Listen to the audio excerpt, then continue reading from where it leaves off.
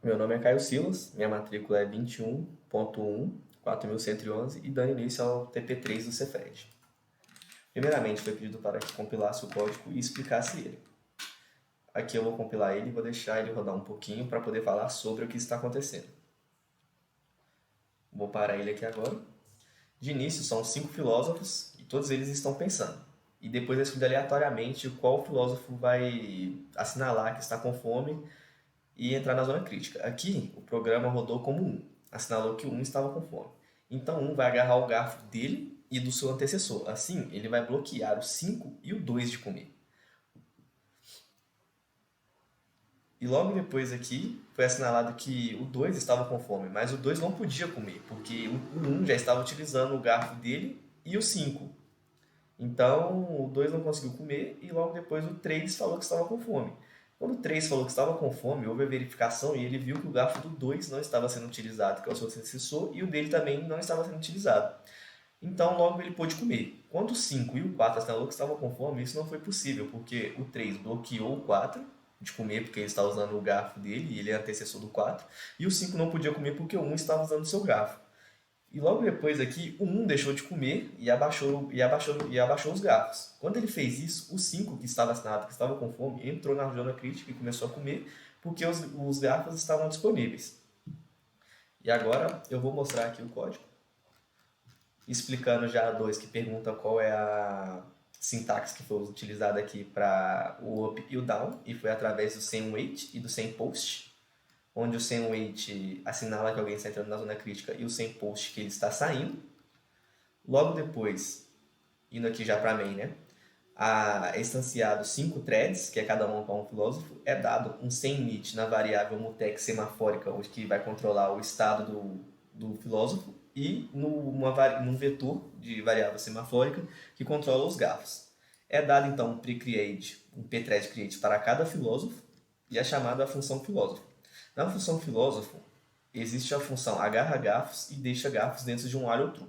A função agarra garfos é para assinalar que um filósofo está com fome e que ele quer comer, por isso tem aqui um sandwich para controlar o mutex do estado dele. E a função testa. A função testa verifica o estado do filósofo, se ele está com fome e se os garfos à direita e à esquerda dele estão livres.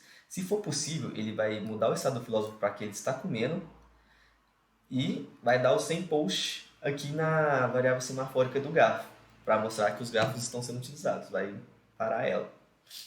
Logo depois que ele sai aqui do agarra garfos, que ele dá o sem post da variável de estado e do sem wait aqui, que é a do garfo, né, que eu devia ter falado antes, ele vem para o deixa garfos. No deixa garfos, ele vai dar de novo um sem wait para tratar o estado, para mudar ele, que vai botar que ele está pensando, e vai dar um testa para a esquerda e para a direita, que vai servir para abaixar os garfos, né, falar que eles não estão sendo mais utilizados. E depois vai dar um sem post para fechar o mutex. E isso é o código dos filósofos, como ele funciona. Vou passar agora para responder as perguntas que foram feitas aqui na parte 2. A primeira pergunta: quais são os dois tipos de processo, né? Tem o processo independente e o cooperativo.